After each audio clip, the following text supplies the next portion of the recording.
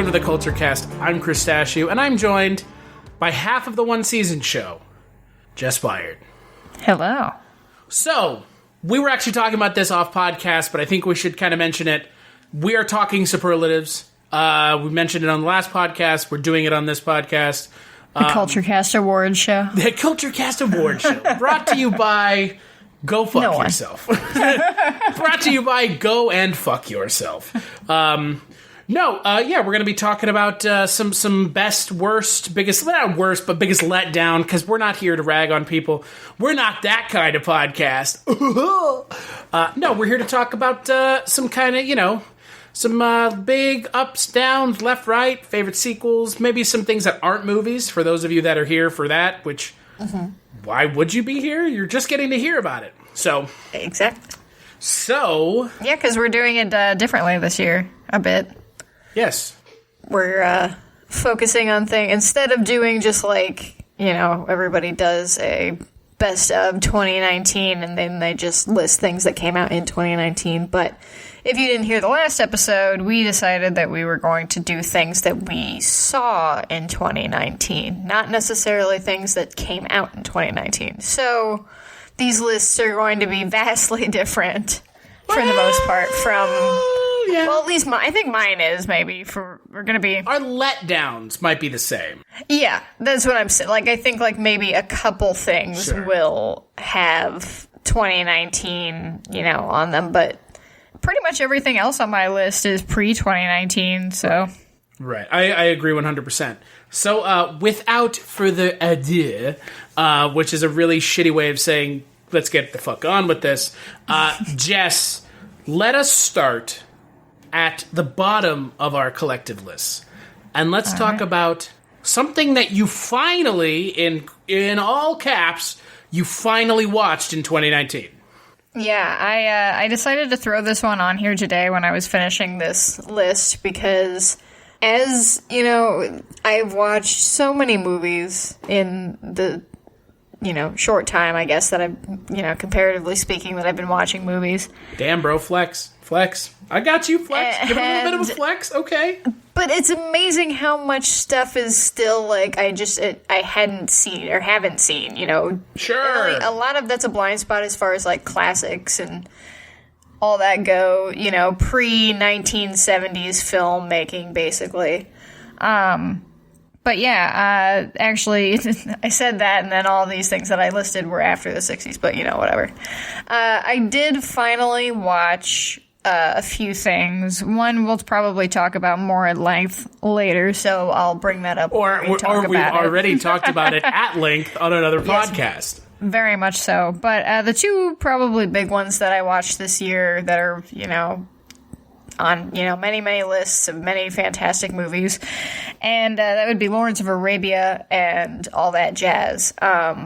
Lawrence of Arabia is it's an epic. And I mean, it's one of those movies from that era that is, it's a 3-hour-long movie. It's shot in super wide CinemaScope. It's shot in beautiful Technicolor. And I had just never gotten around to it on the sheer fact that it's a 3-hour-long movie. And sometimes, it's,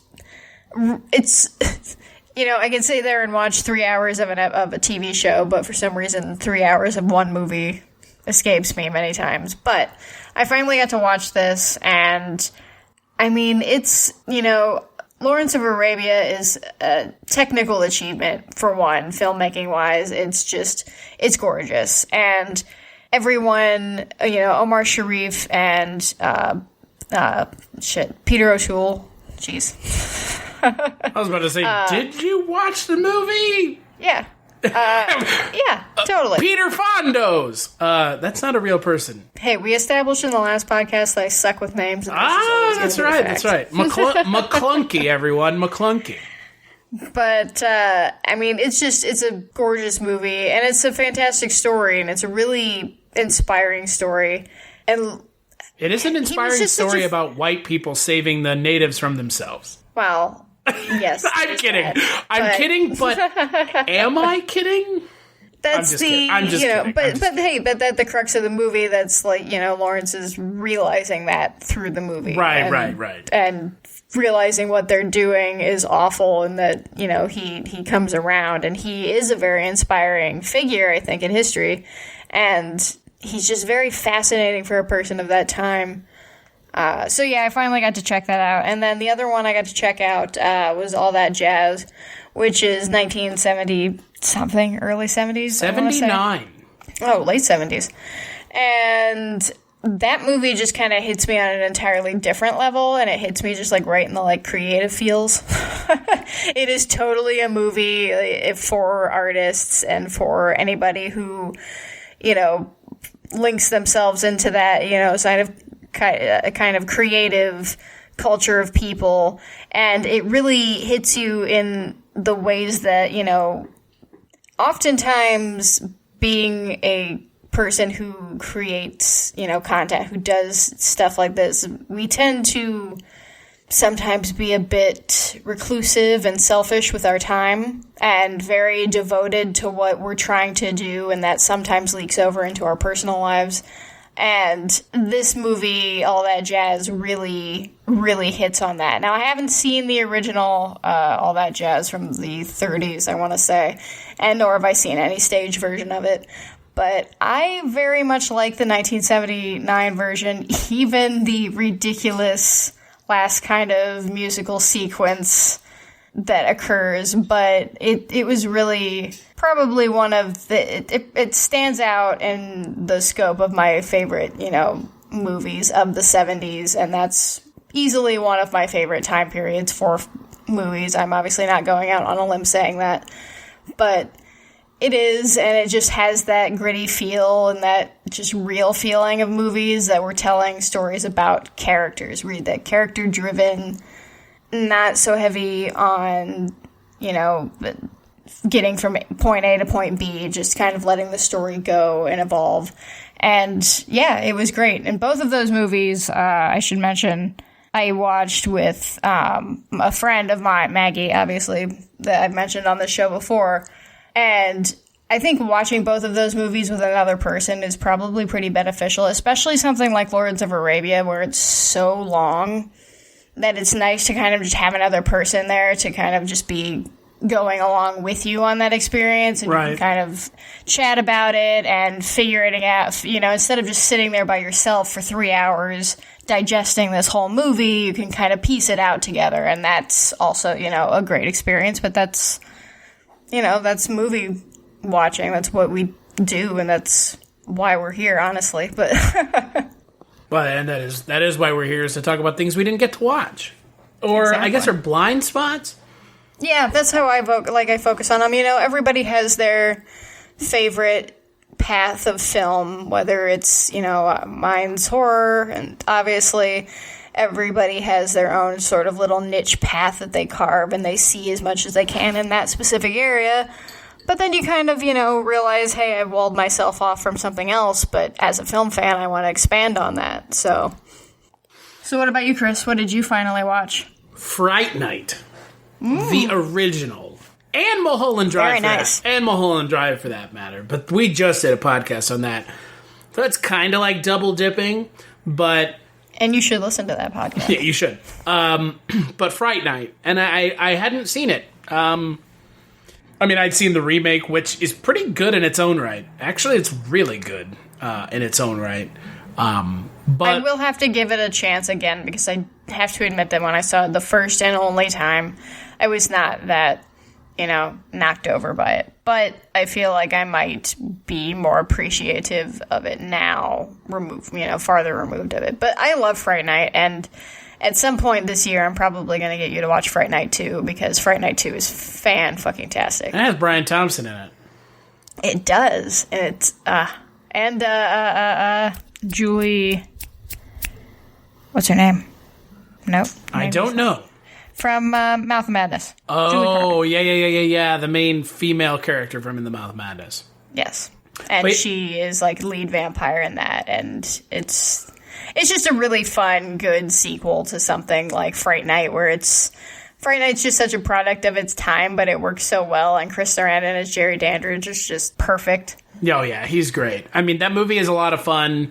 It's pretty over the top, but it's over the top in a good way, and so I really liked it, and glad I finally got around to watching it. And yeah, Mulholland Drive, obviously, I mean, I'd heard so many good things about it, finally got around to it. So what about your favorite sequel/franchise film for 2019?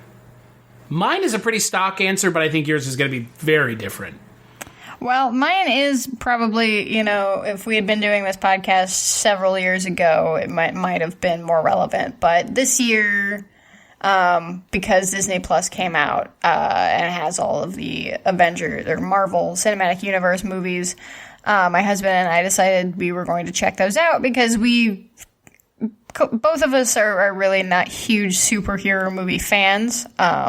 So we didn't we weren't rushing out to see every Marvel movie that came out. I'd seen a few more than he had, and he had seen the ones that he wanted to. He likes Captain America and all of that, but we hadn't really seen them before, so we decided to check them all out, and I really like Doctor Strange. Like when I saw this category on here, and we had just maybe 2 months ago, I think, we were going through all of those movies. So they're pretty fresh in my mind. And yeah, I really like Doctor Strange. And I guess from what I understand, it wasn't the most beloved of the Marvel Cinematic Universe that has come out.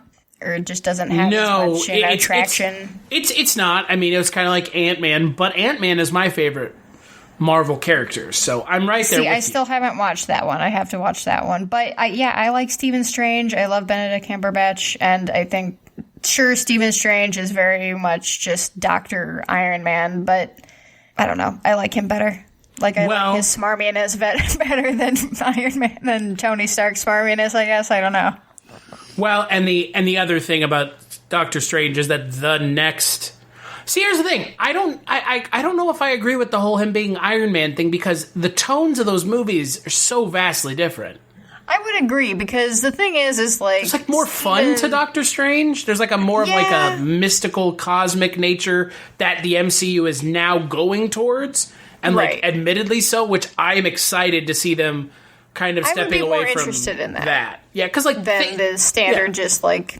superhero with a lot of money and builds, cool contraptions. Well, and I mean, with like something like Endgame, you did have the space aspect of the Marvel Cinematic Universe clashing with like the real, quote unquote, like the Earth stuff, which was fun.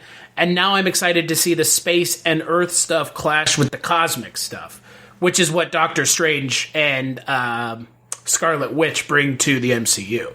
Which I am excited for Scarlet Witch, because I do, from what, little that character is in the current set of Marvel movies, I did find her pretty interesting. And yeah, I guess I'm just more interested in, like, the occult stuff. But I also, like, Stephen Strange is sure he's kind of a smarmy, smug, overconfident. I guess he's not overconfident, though, because he's literally the best surgeon. So, I mean, you kind of earn that ability to be that confident, right? If you are... Exactly.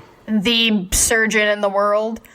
And when when the accident happens and his hands get all fucked up and you see it, and it's just just the look on Benedict Cumberbatch's face when he's playing that character is just it's heartbreaking, because it's something that's like, that's his art. Like, that's not just, any other job. It's like a craft to him, and the idea of not being able to do it just it hits me, like, it just in a more connective way than I connect to any other, major focused hero in the universe. Because they all just... I mean, everybody wants to see themselves in Captain America, I guess, and everybody thinks Tony Stark's super cool. Well, let's be honest, people want to see Captain America in them, I mean. Well, yeah. But just saying, And, and then everybody else is just kind of everybody else. But I don't know. But yeah, Doctor Strange, that's my pick for best franchise/sequel that I watched in 2019. So, mine is not going to be a surprising pick. It's Star Wars. Rise of the... No, I'm just kidding. It is not Rise of Skywalker. That movie was bad. But you know what we can all agree on, if you saw it? Avengers Endgame did such a good job at doing what it did. And it took 10 years of films, condensed them into one movie, did backflips, forward flips, sideways flips, and everything to get it back to the point where it was supposed to be. And it gave a character a proper send-off. And I don't want to talk about the spoilers, because if you still haven't seen Endgame or if you're still catching up, I would say the spoiler is not super surprising, but you should still go into it if you don't know it, not knowing it. Right. But agree. Avengers Endgame did. I think it did what things like Star Wars and Game of Thrones couldn't, which is, while the MCU is still going and will go until you and I are long dead, it gave the fans a spot where they could theoretically stop watching. Yeah, it gave them if they wanted to. Yeah, a satisfying conclusion. It gave them, even if you don't want to stop watching, it gave them a satisfying conclusion to a 20-plus movie arc, which, I mean, saying that alone, that has never been done. And the fact that they nailed it so well is not super surprising, knowing how talented Kevin Feige is. But at the same time, that's an Everest-level mountain to climb, to get it and to do it right. And they did it right. Yeah, and I think, looking at something like Star Wars, looking at something like Game of Thrones, that failed. Absolutely failed. Unequivocally failed. If you defend Star Wars, that's one thing. I could see people defending Star Wars, but I don't see how anyone could defend Game of Thrones anymore, especially after what those two dipshits said about the show and how they treated the show. I don't see how anyone could defend it at this point. Me being perfectly honest, and I'm sure we're going to touch on it at some point in more depth, but Endgame did what I would consider to be the cinematic franchise impossible, which is satisfying what the fans wanted while giving them something they didn't know they were going to get, while also kind of leaving the door open a crack for things that they're going to go with and open the door more to. Which, again, it's, in my mind, that's a win for everybody. So, and it made, most money ever. I think that it's in anything that's, like you said, it's going to be almost impossible to satisfy fans, especially when you have them invested in something for so long. A decade. Yeah, for so long and so much money invested into it, honestly, between, going to see those movies, buying the movies afterwards, all of that. I mean, that's a big task that I would be fucking just, terrified to undertake, just because the chance for disappointment is high, and then you just getting, effectively could be, a career ender. If you fuck up, the biggest franchise that has existed for, a decade, like you said. That's just... I mean, it has replaced Star Wars. Yeah. And that was, for the longest time, Star Wars was the kind of pop culture, mainstream thing that everyone could point at and be like, I like Star Wars, don't you? And now it's Marvel. And you know what? I'm okay with that. Mm-hmm. Because the Marvel movies are much better. And I think it's just time. It's Star Wars had its time, and sure, it still technically is. I guess now it's done. I don't know. Well, no, because there's going to be a bunch of shows and shit like that. But that's different. Yeah, but as The Mandalorian showed us, it's sometimes we might just be lucky with that one, and that's fair. That's fair. But yeah, and speaking as somebody who's again not a huge superhero movie fan, I do think that it was a pretty expertly executed series of movies that was handled by so many different people, but all managed to keep within the same, in the same trajectory, and not feel like it's written by 100 different people and directed by, it's just, it all really works. I mean, yeah, sure, there are movies in it that aren't the greatest and that I definitely wouldn't, want to watch again. Like Captain Marvel. I actually didn't see that one. Woof. Woof, said the doggy. Woof, woof. But, I'm not a huge fan of the first two Thor movies at all. You're not speaking from a spot of minority there. Yeah, I don't think anybody likes those. I honestly could give a shit about the first Iron Man anymore. It just feels too much a product of its time. But Jeff Bridges. Yeah. That's like the only thing about that movie that's so weird. Exactly. It's so weird to think back that Iron Man 1 had Jeff Bridges as the villain. Like, what? But yeah, I think that's a pretty good pick for, I mean, again, a fantastic ending. Yeah. And again, considering how we had 2 other endings this year that shit the bed big time, yeah. So, what was, in your mind, the breakout talent / biggest kind of talent you discovered in 2019? This one is always kind of difficult for me because I guess I just watch, like, I'll be honest, I watch a lot of shit throughout the year. Like, I watch a lot of really shitty horror movies, so I'm never like really seeing a whole lot of amazing talent that comes to mind. But I think that probably the person that I think is going to, or has the potential to really, become a really great actor as opposed to like a huge movie star. And I think that's Adam Driver, because he's just kind of been everywhere this year, or was, in 2019, he was everywhere. And sure, not everything was a hit. Not everything landed. Not everything was a critical hit. Financial hit's a different story. Right, exactly. But, I haven't watched Marriage Story yet, but I have seen some clips and some scenes of his acting. And, I mean, he has that just sort of visceral, raw emotion that, like, I always get really just sort of enamored by people who act, because acting is just something that I don't, that's not something that I've ever tried. I'm the behind the camera person. I don't, being on a podcast and talking about things and having other people listen to that is like the closest thing I get to a performance of any kind. And it's not, it's just me rambling. But watching actors like him and I don't know, it looks like it hurts them sometimes, just expelling that kind of emotion, and I find it fascinating and really, I just admire it. And I think that he has the ability to really, if he and his agent and whoever else is in charge of whatever movies he's in, keep on this trajectory, I think he's going to have a pretty good career throughout his life. He's also kind of that really eccentric actor, right? Yeah, and he's also that really eccentric kind of actor, and those are always the ones that really like stand the test of time because they're really invested in their craft.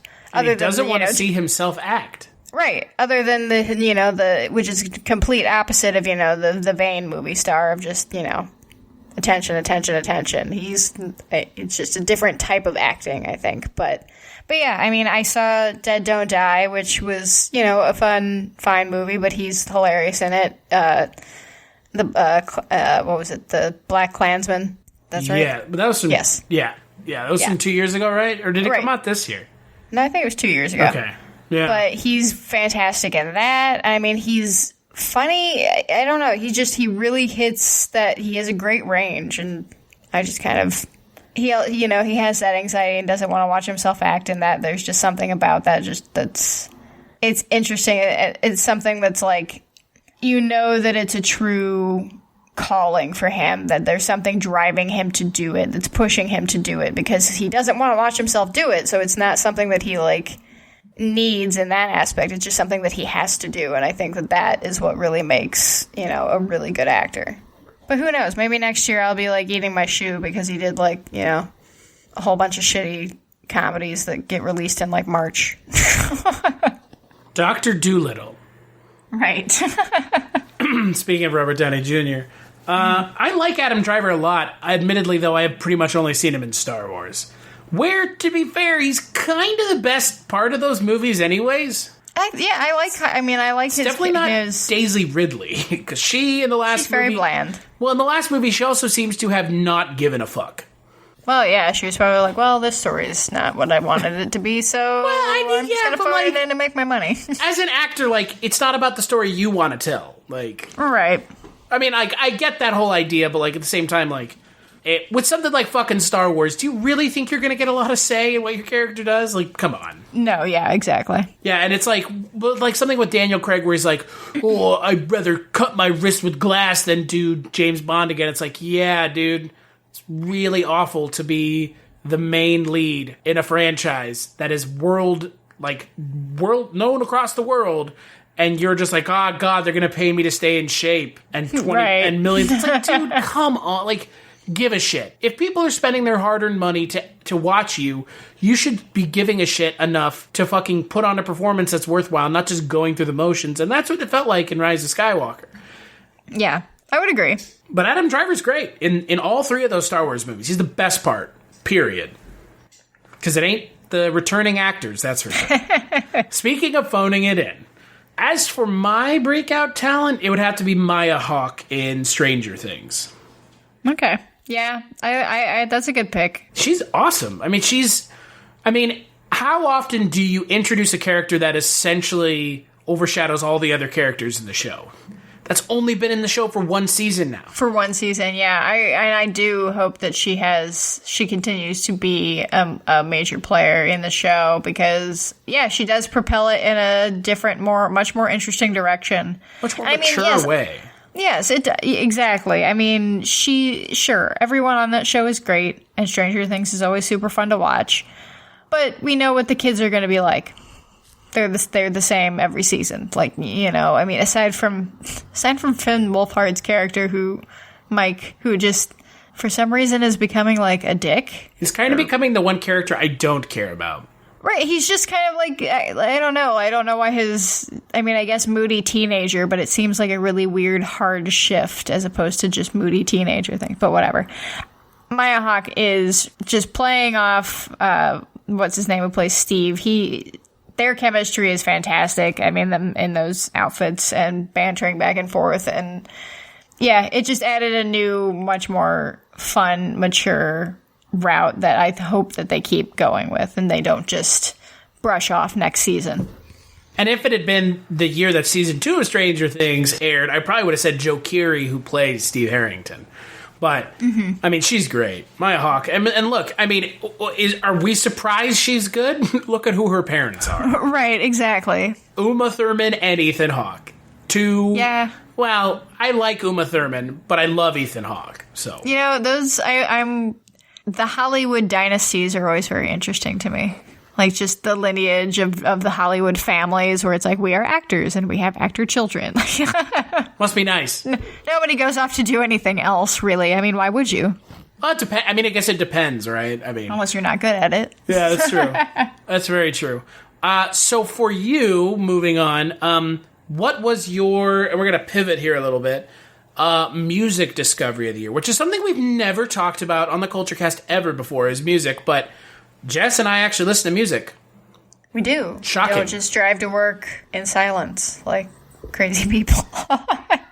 I mean, if you do that, cool, but I don't know how you do it. Being in silence, I have to have music on.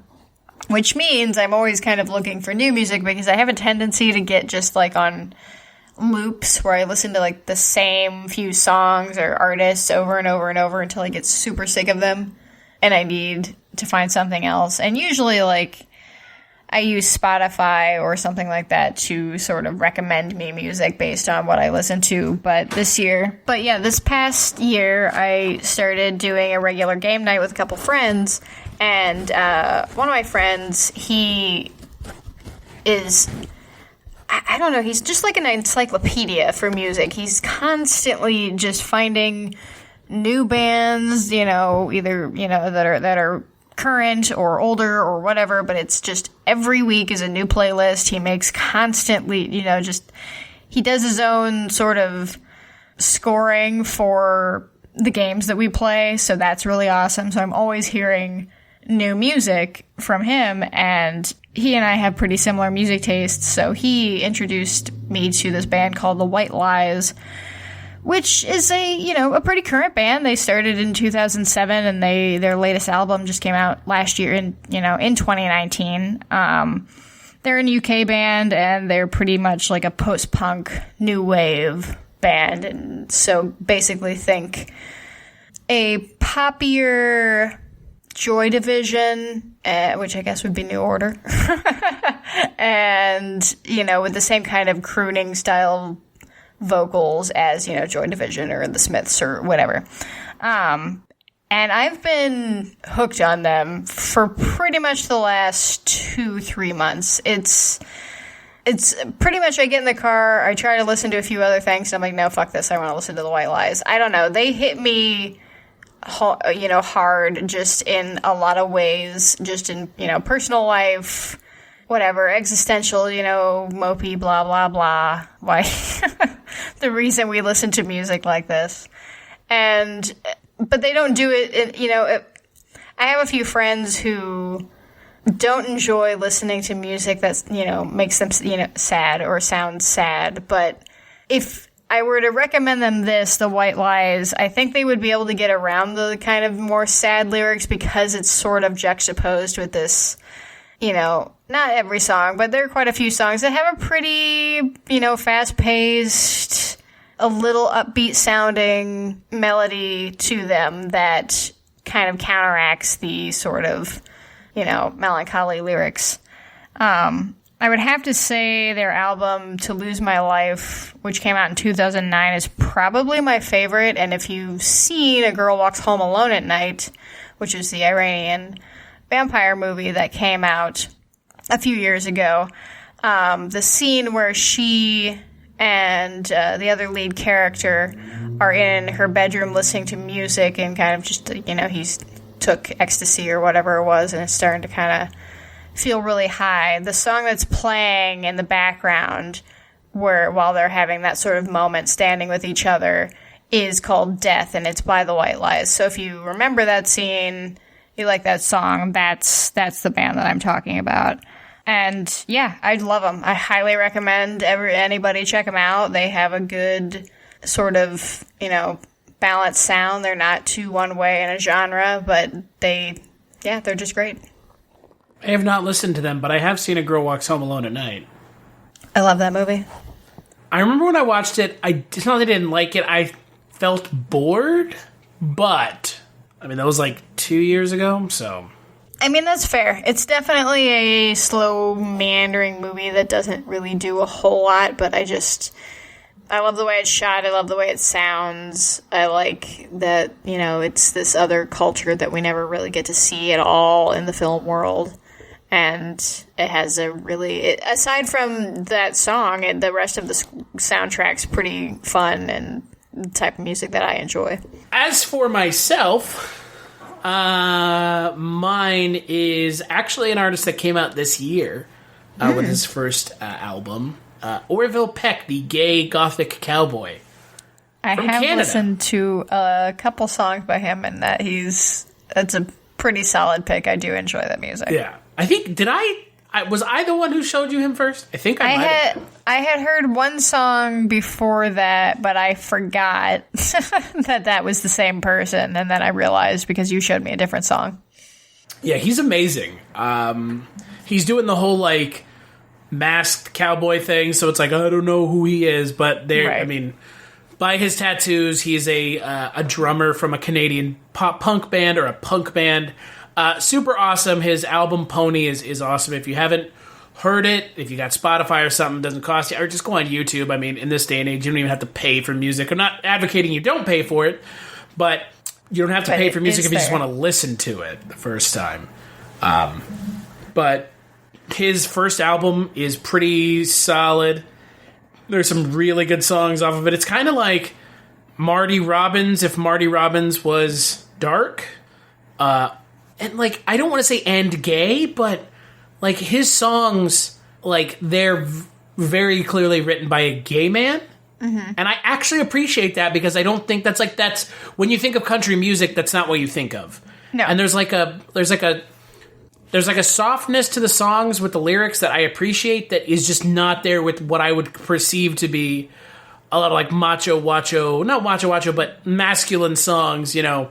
My girl, right, fuck exactly. My dog, fuck my cat. Like, just get out of here. I hate that kind. I don't hate it, but the kind of country music I like is like outlaw country, from the 70s.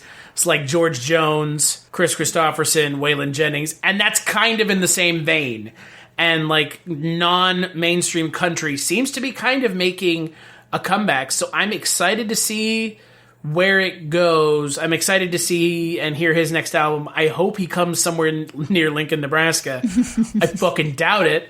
But, you never know. If he does, he doesn't. If he doesn't, he doesn't. But Orville Peck, he's awesome. I can't say enough good things about it. It's one of those albums that, like, you should go listen to it. And if you can't get into the first couple songs, probably turn it off because they're not going to really be that much different. But it's good. It's really good. And I'm super into it. For you, what was the favorite thing that you streamed in 2019? This one was really hard to narrow down because there's a fuck ton of streaming stuff now. The answer is just Game of Thrones. Yeah, I mean, I don't count that as a streaming show because it was on HBO. Oh, so we're not counting that as a streaming show. No, I mean, it's because it's a cable network show, just because it's available also on okay, so we probably should have had a conversation before we recorded this then. At least in my opinion. Okay. If it aired on TV, I don't consider it a streaming show. But what is TV? Like a cable TV. Like I have a cable box, I turn on the TV with a remote, I channel surf with a guide, like that kind of TV. People who pay for HBO. Hey, I still have a cable box, but it's free. But here's the thing: you could theoretically get HBO without buying it through cable. Right, exactly. But it's still a made-for actual TV broadcast. Sure, it's not made for streaming. Sure. God, well, this fucks everything. And you can tell that's why it looks so bad streaming. Well, this fucks everything up. Now, oof. Now everything is topsy-turvy. Now, well, I have a whole bunch of streaming things. So yeah, why don't we talk about what yours are, and then when we get to mine, I will hopefully have figured out an answer. Another answer, a more specific answer as opposed to I kind of watched it on HBO answer. Okay. Sorry. We should have clarified. Clarified with you, not the other way around. First time. I guess this isn't the first time for this category, but we are doing it in a different style. So my favorite streaming thing that I watched, which was on Amazon Prime this year, which is kind of weird because Amazon Prime isn't the one that I watch the most of the streaming services. Amazon Prime is like the forgotten one. Yeah, but they have a lot of good shows that there's actually quite a few on there that I want to watch. I just haven't gotten around to yet. But I picked Fleabag, which is written by, starred in, directed by a English woman named Phoebe Waller-Bridge. She was in Star Wars. She was, yes. And this Not a good Star Wars movie, though, but in Star Wars nonetheless. The show, I believe, is actually based on the stage version of this that she wrote, and essentially you follow this main character. It's only 2 seasons. That's all it's going to be.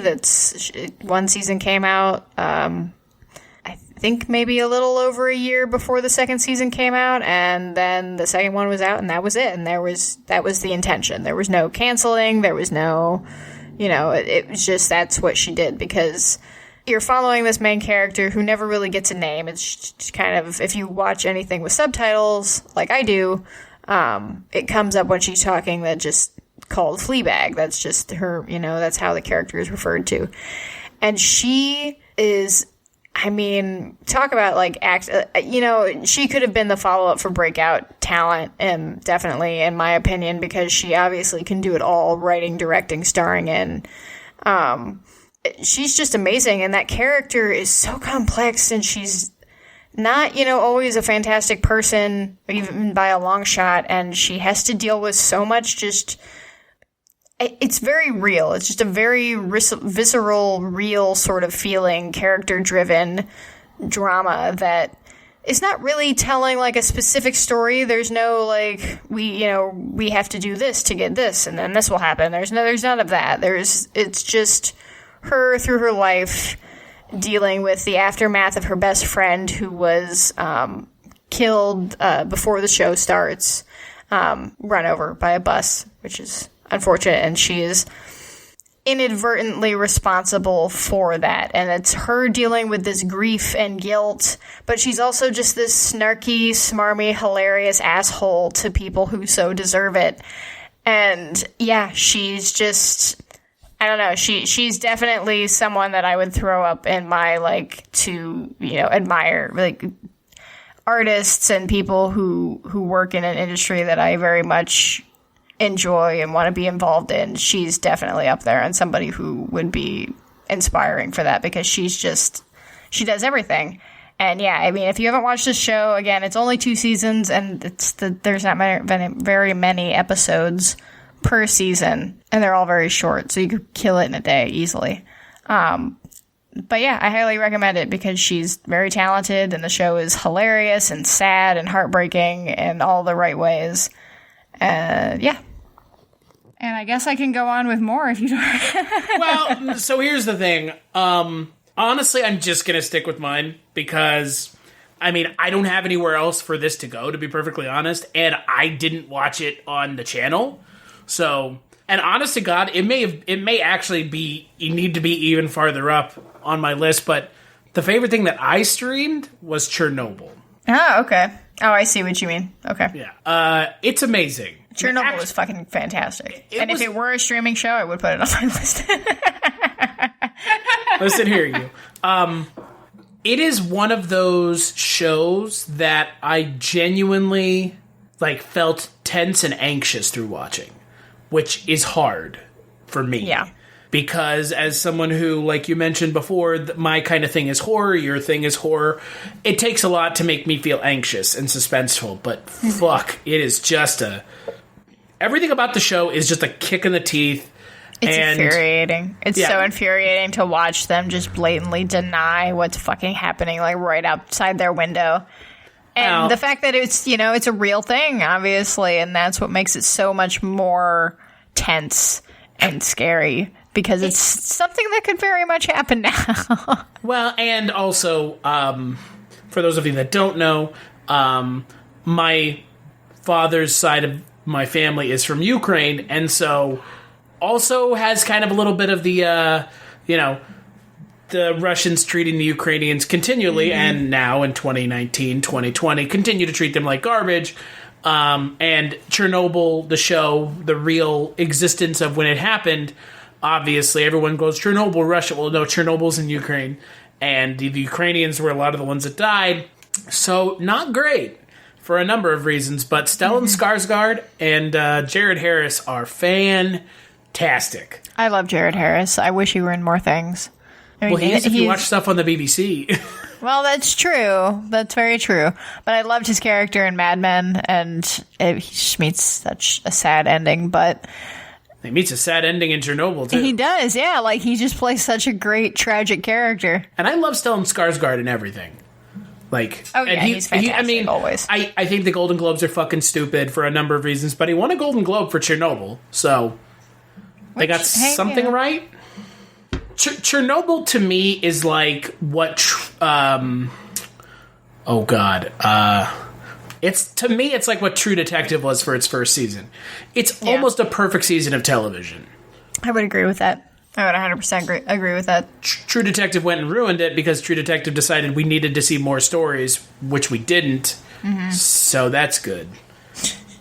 But, yeah, Chernobyl is just... I mean, if you haven't seen Chernobyl, go watch it. It's like 6 episodes, I think. Oh, yeah. They're like an hour, maybe a little more. Everything from the way it's shot to the color palette to just everything. It's one of the best shows I have ever watched, period, on any platform. I would put it in like my top 10, probably top 5 greatest shows I've ever watched. It's that good, and that's not an understatement. And I don't know if it's going to make a lot of people's lists. Some people may have forgotten it came out in 2019, but holy shit, it's amazing. It's just absolutely amazing.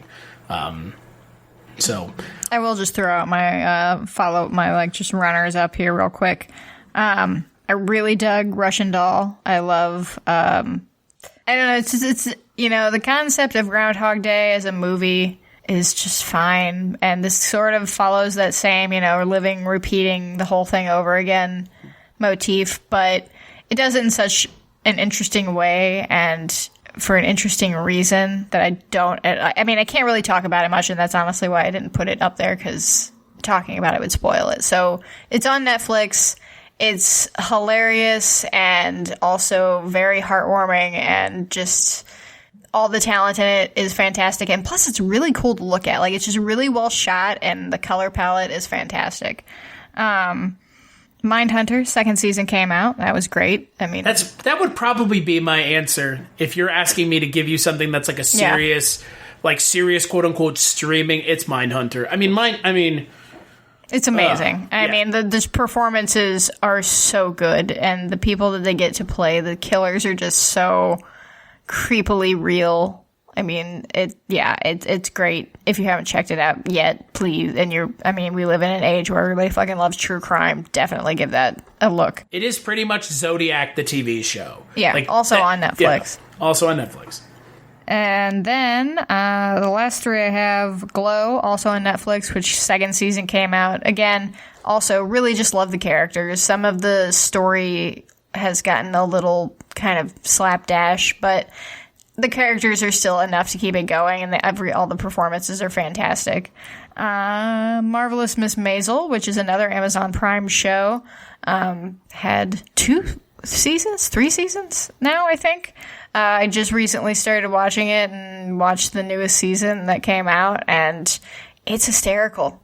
It's a period piece, so I guess, if you're not a huge fan of a period piece, then maybe it's not for you, but it's not, like your standard drama, dry period piece. It's just set in the 50s, 60s, like early 60s, and the lead actress in it, again, skipping names, terrible, is fantastic. She's hilarious, and I'm not a huge comedy fan. We've established this before, and this show regularly makes me just hearty guffaw at Tony Shalhoub and his just disappointedness with everything. It's a fun show that, I don't know, I like being transported back in time with all the costumes and the set design. It's a beautiful show. So check that out. And then The Boys, which is another Amazon Prime show. My kind of superheroes, the seedy, shitty, let the power go to their head kind of superheroes that would likely happen in real life if that's what we actually had. Second season's coming out. Looking forward to that. Carl Urban is a very sexy badass. And definitely check that out if you haven't already. Yeah, The Boys is great. I didn't get around to finishing it, but I watched like halfway through the season. Any show that has a man having his head crushed while a woman is sitting on his face, pretty special show for everyone. Yep. Those of the things that I had seen on your list, Mindhunter is it's amazing. But again, I'm such a sucker for Zodiac. Yeah, that movie's so good. Yeah, I know, and it came out too far ahead of time. Oh yeah, absolutely. What is your biggest surprise that you watched in 2019? This ties into our first category of things that I finally watched, and that is David Lynch's Dune.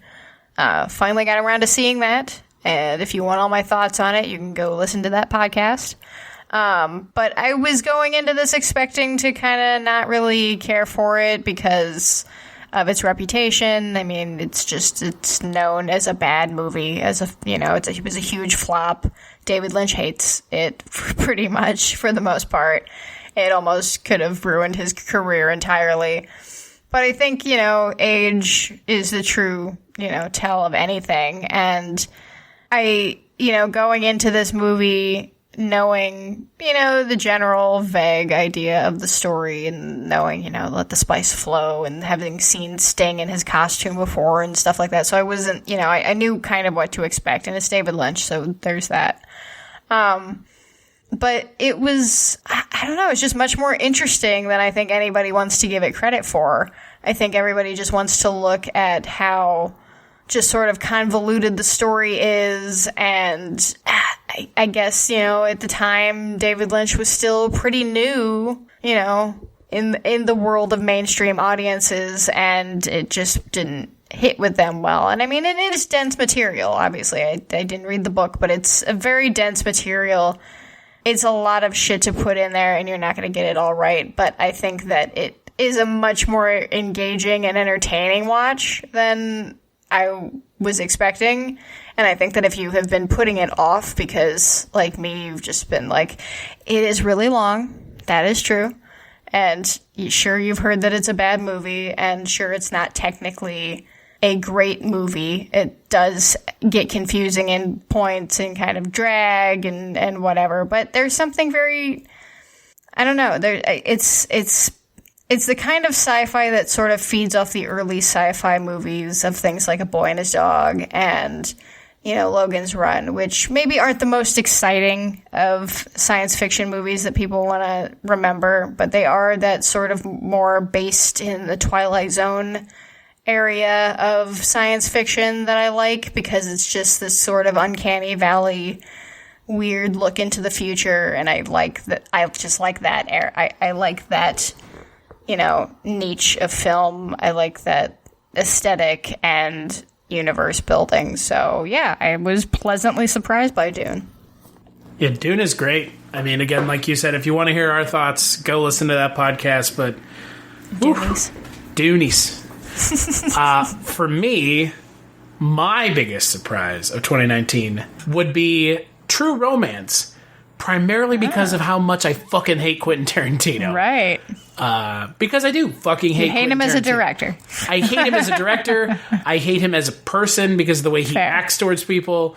I just hate him because he acts like a clown and everyone gives him a pass. And then there's people out there who go, "What? You don't like Tarantino?" It's like, yeah, okay, so what? Oh, wait, you just don't get it. It's like, I don't get what? It's like it's weirdly one of those hills that people want to die. They like actively want to die on, and I don't understand. Right? Yeah, I mean, I enjoyed Quentin Tarantino movies. But you know what I mean. Like, yes, I know what you mean. Yeah, we're not talking about like whether or not you like Tarantino is not the issue. I'm talking about like people. And you know what pisses me off the most about those people who will die on that hill? Most of them, or at least a fair amount of them, couldn't fucking name half of the references in Quentin. Well, okay, if you want to call them references, you don't want to call them references. They can't name shit. And honestly, like, part of the reason why I like Quentin Tarantino movies is because I like those movies that he's, you know, taking from. And I get the references, and I enjoy seeing them. And I do think he utilizes some things in a really well-done way. A large part of his issue is that he does not admit it. If he would admit it and say that he is largely inspired by X, Y, and Z for this picture, everybody would still love him, because that's all we know. We know he's doing that, but yeah, his incessant need to act like every idea he has is, like, just, you know, formed by his tastes and not specifically scenes from other movies. Yes, there's a problem there. But I enjoy those scenes. I do think he executes them well. I think that he does know how to set up a shot really fucking well. And I think that he's a fantastic writer. And that's, yeah, True Romance is a great example of that. It's a showcase to his writing. And I think it's the only movie that he's done that does. Because for me, the guy is a plagiarist. He doesn't do homages. He rips off. And if you're going to plagiarize or rip off someone or be inspired by, like you mentioned, at least give them credit. Right. Going back to our friend Mike White, who called out Tarantino in the 90s for Who Do You Think You're Fooling? Tarantino continues to do it, and people now give him a pass. Mm-hmm. In the 90s, he was just Reservoir Dogs Quentin Tarantino. Now he's the ninth film from Tarantino. Yeah. I'm not going to give him that title. He's not even... He could not hold David Lynch's American Spirit cigarette fucking pack. Yeah. He couldn't even. No, I agree. David Lynch is an entirely different. I mean, yeah, David everything Lynch is that David original Lynch does is it inspired. Yeah. And Tarantino, what Tarantino has always struck me as is the best way I can equate him is he is like Christopher Nolan. He makes trashy genres into trashy, in quotations. He elevates, in quotations, he elevates them. And then people go, oh my God, did you see Interstellar? That's such a crazy movie. It's like, dude, that's just a fucking time travel movie. That's nice to look at, but like it's not some fucking grand experience in cinema history. It's just, sci-fi, which is considered to be by many a quote-unquote trashy genre. And, that's fine, but there are much better examples of high-quality sci-fi films out there than Interstellar, just like there are better examples of modern-day kung fu or gangster or revenge films than Kill Bill, Reservoir Dogs, or Pulp Fiction. I mean, there's so many better movies that do something original that don't get the publicity in the press that the names like Tarantino and Chris Nolan do. And it's really frustrating for someone who watches film who goes, with Knives Out, when Knives Out came out. It's like an okay mystery whodunit film, but there are much better ones out there. But it got massive publicity, and, I went on Facebook and said, man, it's okay, it's mediocre, at best. And everyone was like, oh, your opinion in movies, I don't get it. It's just like, you know why you don't get it? It's because you haven't watched as many movies. And I'm not trying to be a dickhead. Right. I'm just saying, like, you've watched way more horror movies than I have. And I defer to your opinion on horror because you genuinely know more about horror than I think anyone else I know. And why wouldn't I want the opinion of the person who knows more to lead me in the direction of things that I might like or might want to form my own opinion on? But with stuff like Tarantino and Nolan, it's like if I don't have the opinion that everyone else has, I don't know what I'm talking about. And it's like that's a large amount of gatekeeping on certain levels. It's like, why? I just don't understand why. Like, there are no other directors out there that I can think of that have a hill to die on mentality like people do with Tarantino, and I just don't get it. His movies are just okay. Wes Anderson. Here's the thing: I've never met anyone who wants. I mean, like, I can't, maybe not, but not like The Life Aquatic. Like, most people I talk to just go, "That movie's dumb." I have like one friend who likes that movie. I'm not a Wes Anderson fan. No, me either. A couple movies, and I just Wes Anderson. I'm weird because. Like, I'm weird because I love the way his movies look, sure, but the writing is it irritates me. I think it's meant to be irritating. Like, I don't find that clever or funny or charming. And that's how I feel about Tarantino. He feels like a self-aggrandizing shithead in his movies. Fair, because it's like, I'm smarter than everybody else. Check out this random grindhouse film from 1982 that I'm referencing. It's like, dude. Kudos to you. Like, who gives a shit? Like, no, like, nobody cares. Like, you referenced fucking this movie. Especially now, nobody cares. Yeah, and, like, or the fact that you straight up rip off movies and turn, like, parts of movies that no one cared about into things that Samuel L. Jackson will now be cashing a paycheck for the rest of his life. Like, you didn't even come up with that. You literally stole it from another movie. Like, wholesale stole it. So it's just... And with True Romance, when I watched it, I was expecting it to be that I don't like it. It is a carbon copy of other things I've seen. And it was genuinely a good film to watch. But if you listen to our podcast that we did on it, part of it is because Tarantino wasn't directing it. Right. So he gave them the script, and then they told him to fuck right off. Like, like, now we have control. Yeah. And it's like, bye. You don't get complete control, so now we don't need a 3.5-hour movie of True Romance like we get with everything else that Tarantino does now because he thinks more is better. Oh, Kevin Smith.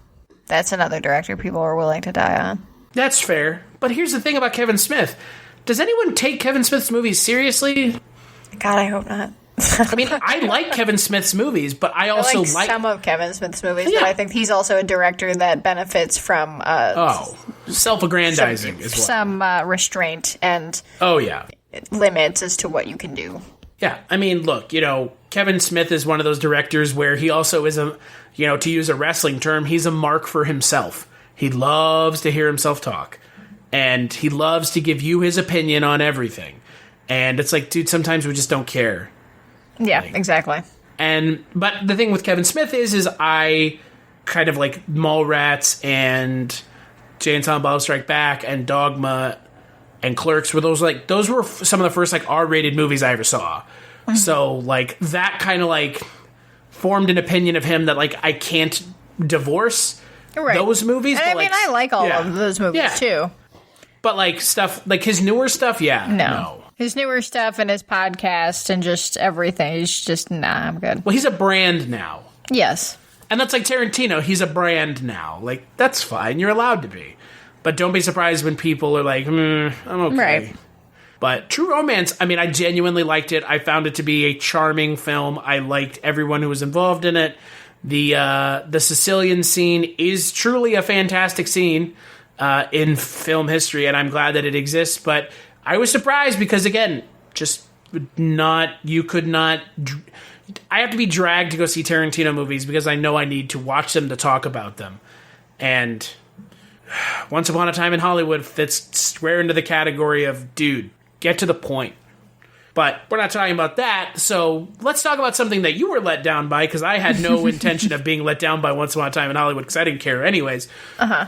What was your biggest letdown of 2019? It wasn't Once Upon a Time in Hollywood. I did. No, of course not. But I know it was not for you. But again, it can't be for me because I didn't give a shit anyways. I have two. One... That's weird. I have two as well. Maybe we agree on one of them. So TV-wise, I went with Game of Thrones because, yeah, that was just a giant spit in the face of all of the story that had been created up to them, pretty much. And... Not only was it a spit in the face, they continued to kick dirt in the face after the fact. Yes, exactly. And yes, I do admire the fuck out of the, doing those hellish 16-hour night shoots to do those fighting scenes. Because the thing is why I was the biggest letdown, because I enjoyed Game of Thrones. And I enjoyed the first couple episodes of that season. And then pretty much after that battle, and then, Night King goes bye-bye, everything just dies. It just burns in a horrible fire of disappointment and dissatisfaction because, it was rushed. And I know it was, they had to get it done, but still, it just felt so slapped together and so we don't give a shit anymore. And so much money went into it and so much time had been spent. And that's the thing is, I think I'm often most disappointed by TV shows because you invest so much more time in them than a movie. Bigger time investment, but sometimes 2, 4, 10x. Right, years and years and years and years. And so, after watching this show that just totally... And the thing is usually shows, if they suffer a quality dip in their last, half, is because, the showrunner or the main writers leave. And it gets taken over by somebody else who doesn't, do it as well. See True Blood, see... Walking Dead. I mean, that. See Dexter. See Dexter. Yeah. Anytime there's a change in power halfway through a series, it kind of is a death knell for it. But this was the same fucking people the whole fucking time, and listening to them do interviews that they talk about how they basically just say things that aren't correct. I mean, they say that, oh yeah, Dany forgot about her army. What do you mean Dany forgot about this other army? That doesn't make any fucking sense. You forgot about the army because you didn't give a shit anymore. That's what happened. I think my favorite thing that they said was, we took the fantasy elements out to appeal to soccer moms and football players. Wow. Did you hear about that? No, I didn't. So that was they did a huge interview at it was either South by Southwest or Austin City Limits in the last 6 months since the show ended. And if they were a foot buried by how fucking terrible the show was, they went and got a backhoe and dug a 6-foot grave for themselves. Jumped in and just buried themselves with the stupid shit that they said. Because they essentially said, it was a miserable time. It was miserable making the show. We just wanted to be done. We took the fantasy shit out because we didn't really understand it and we didn't think our audience was going to either. It's just shut your mouths. Yeah.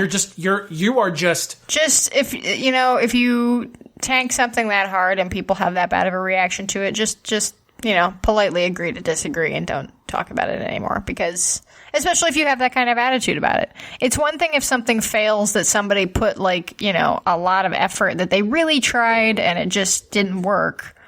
that's a different kind of, letdown. But to just pretty much blatantly be like, yeah, we don't give a fuck anymore. We're going to... Well, their thought is maybe no one can do anything. Use all this fucking money. It's just... I mean, maybe they think no one can do anything about it except for fire them from every project they're on. Right, yeah, sorry. Sorry, you're not getting to make Star Wars. You know why? Because no one wants to touch you with a 10-foot pole because you are toxic. Yep. Because toxic people say toxic shit like that. And you can go... You've got more than enough money to survive for to do nothing long. else. Yeah, so fuck right off and go. Don't bother anyone because we don't want you doing anything, regardless of whether or not you're a fan of Game of Thrones. If you listen to their interviews, you should not want them touching something you care about. Yeah, but my other letdown was It Chapter 2. I was really, really, really disappointed by this. I liked It Chapter 1. I still like It Chapter 1. Despite its, the CGI was a problem in the first one. It's a even worse problem in the second one. The focus on comedy in the second one over horror is just confounding. But they had Bill Hader in the movie. The lack of any... The lack of anything to do for any of the other characters who aren't Bill Hader or what's his name who played Adult Eddie, who are both great. Don't get me wrong. There are aspects of that movie that are good, and primarily it's just Bill Hader and that guy. And that's it. But they're just fucking with the weird ass fucking musical cue and with don't call, just call me Angel in the morning, whatever. There was a fucking mess. Like, it was just a horrible mess. And they could have made it all one long, 3-hour movie and just been done with it if they were just going to do it so sort of smashed together at the end, where they're just sort of hitting all the beats to make sure they get in everything they need to get in. But yeah, I mean, you have all that talent. Again, you have an ensemble cast it's not an ensemble cast, I guess, in the way that Knives Out is an ensemble cast, where it's a bunch of very known, very talented actors acting together.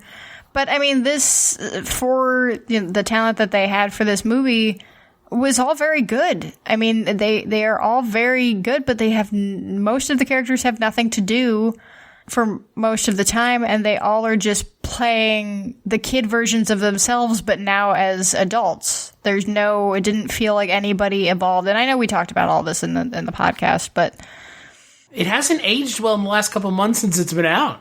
No, it hasn't. It's actually having rewatched it now twice, actually, it is way worse than I remember. It's I actively do not like it. Yeah, I don't think I want to rewatch it. No, I wouldn't. And the thing that we talked about so long ago, before I knew you, was the first chapter, as good as it is going to be judged by how well the second part does. Because why would you watch the first part if the second part bombed so hard?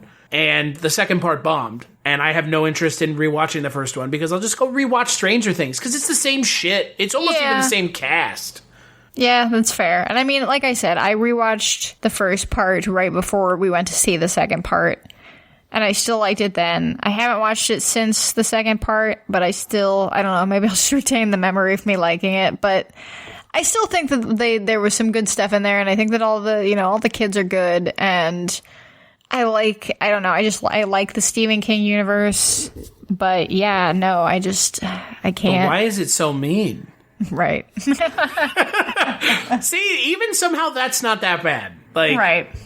I'll take that because at least that's just 3 hours and it's over. It's not like a 6-hour romp through fucking sly gestures to Stephen King's other books. We get it. Right, yeah, exactly. The Shining. Ugh. I'm actually surprised Dr. Sleep wasn't on your biggest letdown. No, because I was going into Dr. Sleep with mixed, with varied expectations because I had not read the material. And yes, The Shining, and also The Shining's my favorite movie, so I'm going into anything Shining related knowing that I'm not going to like it as much as that. But you also didn't get to see the full version because it Right. wasn't the 3-hour version because that's what the world needs. But I liked It Chapter 1, and I really wanted It Chapter 2 to be, really good, and it wasn't. It wasn't even, like, moderately good. It was, I don't even know why they did half of what they did with it. Well, it starts with an M and ends with Oni. Yes, that's true. Yeah, Moni. Yeah, it's really sad, unfortunately. And they also sidelined the clown in the second one. Yeah. Well, because they make him do just the same gag that he does all the time. Yeah, which is chase him around, don't kill him. Which, and by the way, the weird eye thing and the lip thing. No stakes. That's cool. And the fact that they want to make like a third movie, like get the fuck out, fuck off, please. For thank what you. or why? A prequel, because the clown's been around for hundreds of years, Jess. Right. We can mine so many stories where the clown Stephen doesn't King die. hasn't even done that story, guys. You think you should touch it?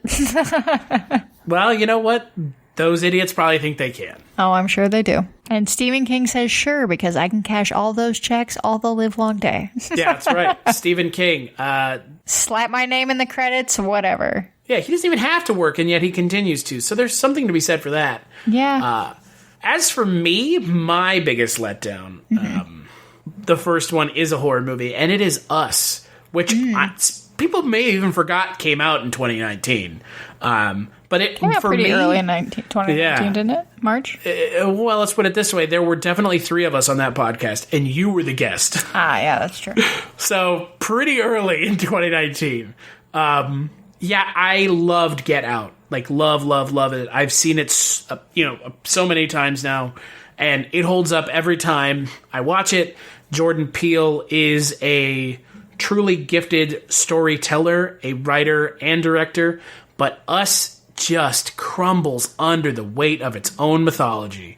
And I genuinely don't think it has anything interesting to say in the way that Get Out does.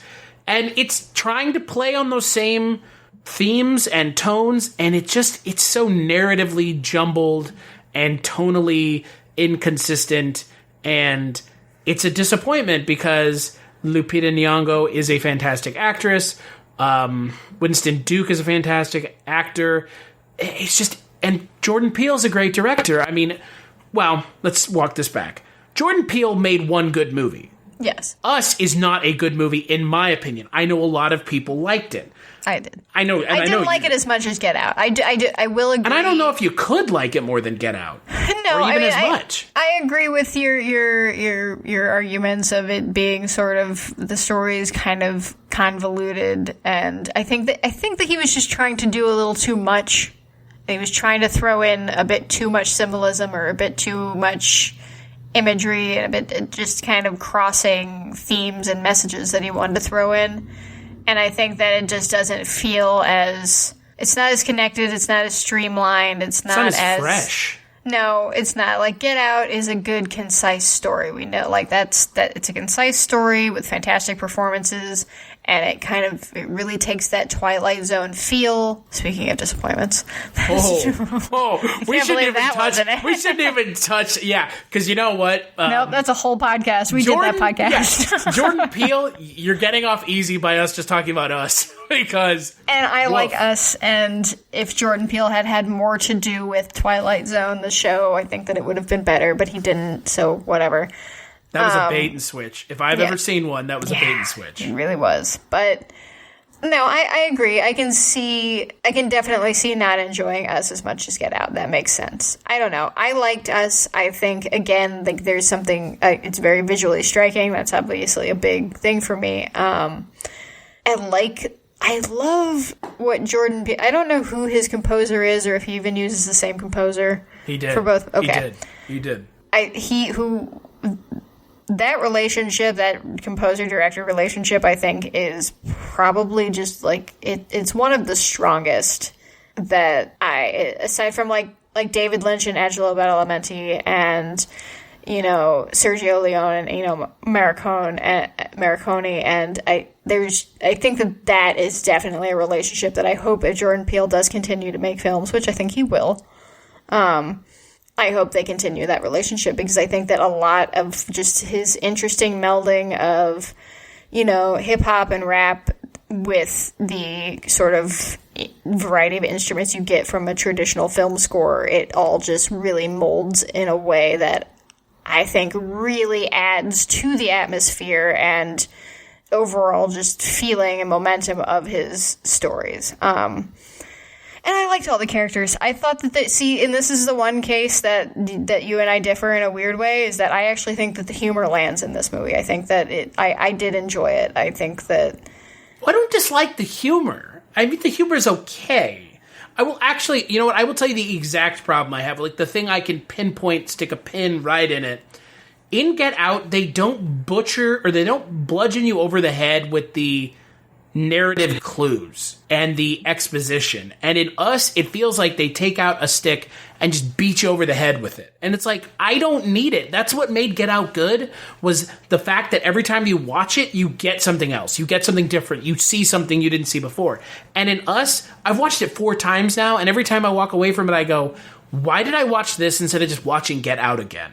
And that's what I mean by I think that he was doing too much. I think that he was trying to overload a little bit, because I think it was a situation of he had a lot of ideas that he thought was really cool, and because he is the writer and director, he can do what he wants.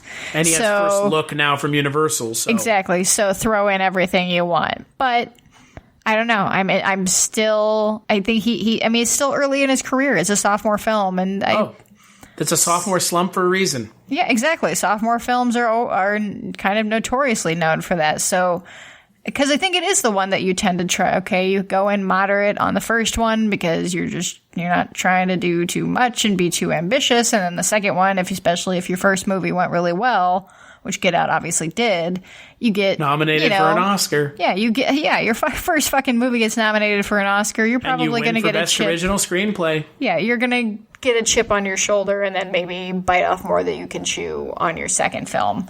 So I don't think that this film really derails his career or really, tarnishes it in any way. I think that it's a pretty, I think it's the logical next step. And I do, again, I still enjoy it. But yeah, I agree that Get Out is the better, stronger film, but I'm really excited to see what the third movie is going to be like now that he's gotten both of those styles and kinks and things out of the way. Yeah, no, I agree. I'm looking forward to the third one because, there's just... I had such high hopes, and it's just... That was probably also part of it, but I try not to let my enthusiasm factor into it being a quote-unquote letdown. I just think it was just, regardless. However, speaking of things that, this is like a true letdown of letdowns. Like something that, like when you hear about it, and when you hear about it on the face of it, and you hear about everything that went into it and coming back to it, the fucking Irishman. Oh my God. Like, that's a good pick. How meh. Just so mediocre of a movie. I was kind of expecting that, and I think that's why I didn't have it higher up on the list of disappointment, because I was just, I don't know, it makes sense. It makes sense. Goodfellas is my favorite movie. I know, that's the problem. Like, that's the ultimate problem. And the thing is, Goodfellas is your favorite movie, and Robert De Niro and Joe Pesci and all the people who are in that movie who are in this movie at that point in time during Goodfellas still had a huge, awesome, long career ahead of them. This one's just hey, remember when we did all this stuff? Let's do it again, but now we're really old. Yay. Oh, this is the last time we're probably all going to be together. Let's reflect on that. And it's just...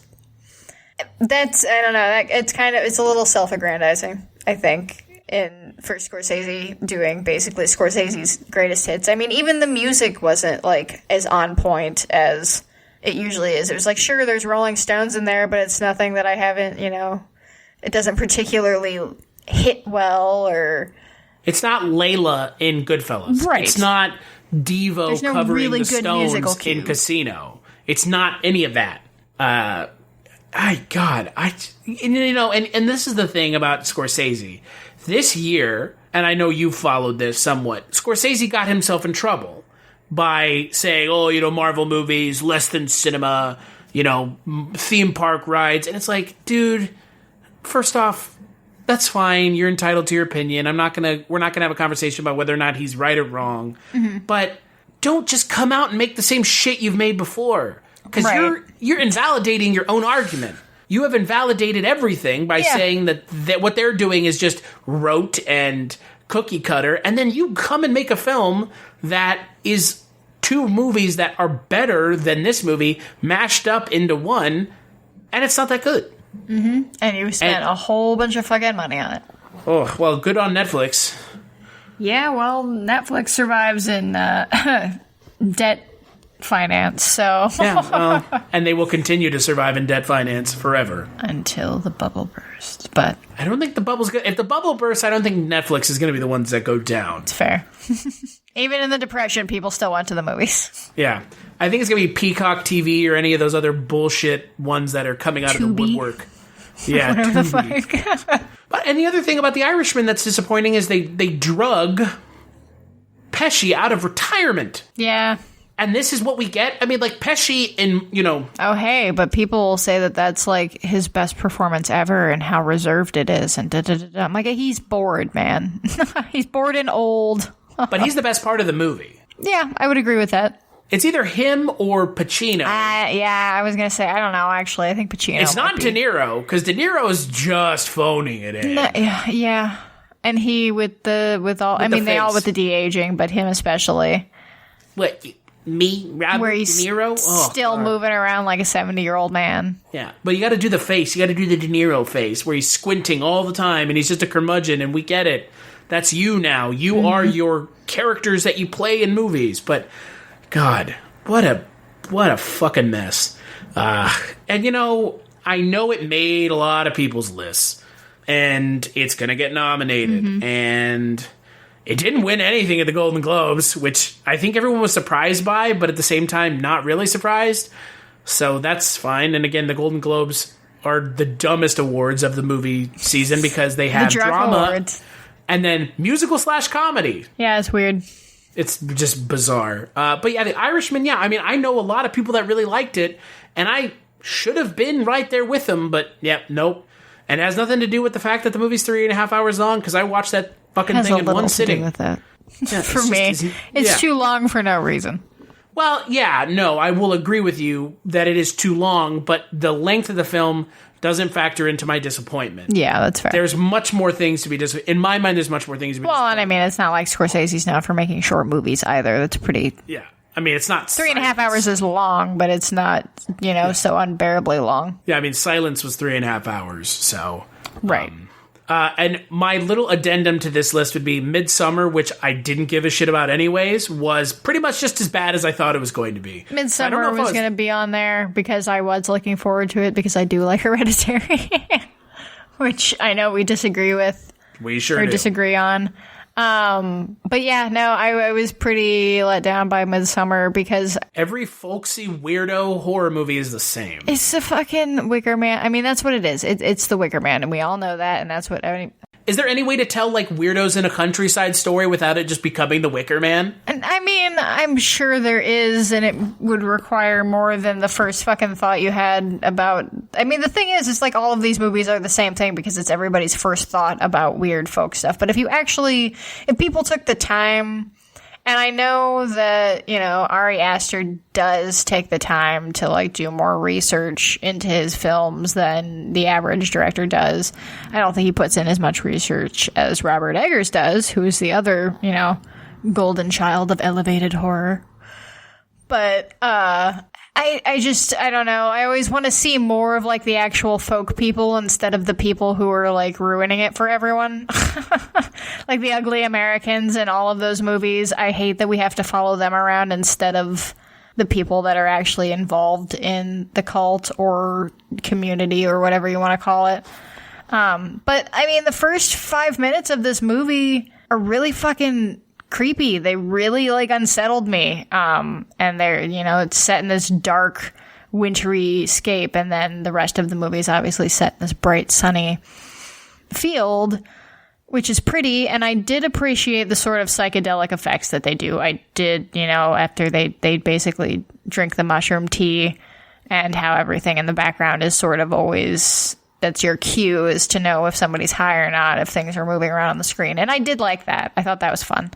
But But yeah, it was the same story and nothing new happened and nothing. I don't know. Like the performances were all pretty standard. Nobody was really given any real development. It was the people who were assholes the whole time. And the assholes got their comeuppance. Yeah, and I mean, good, but it just wasn't as interesting. And I don't think it was, what I liked about Hereditary was that it was this small, confined movie about this family who's just really dealing with shit. And Toni Collette, really, really moves that movie along, and her performance is amazing, as I've said many times before. Which cracks me up because Hereditary without Toni Collette would be, you would know who even gives a shit. Right. It would just be like Peter Gabriel. Gabriel. He wants to be your sledgehammer and also cut your fucking head off. No, Gabriel Byrne.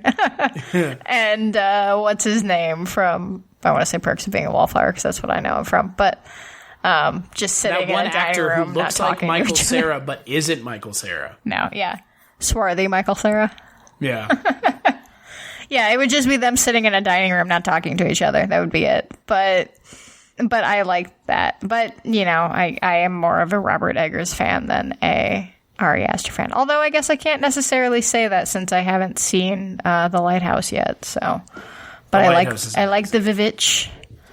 The Witch is great, by the way, thanks to you for me watching it again. No problem. And Hereditary, I think, are great. But Midsommar was not, so I'll be interested to see how...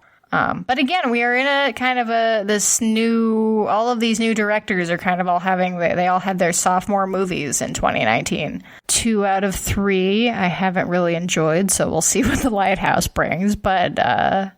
But yeah, I almost threw Midsommar on there because that one I was really looking forward to it because, like I said, I enjoyed Hereditary. You didn't, so you had vastly different expectations of Midsommar than I did, but that's fine. Well, and the problem with Midsommar is I had low expectations, and it didn't even exceed those. It was just like, it was right in the center. Like, it didn't even come, like, all I can think when I see something like folksy weirdos in the woods, in the forest, on an island, all I can think when I see those is, Wicker Man, and Wicker Man, and oh wait, I'm waiting for the Wicker Man moment, and here it comes. You know why we think that? Because we only ever get folk horror from that region.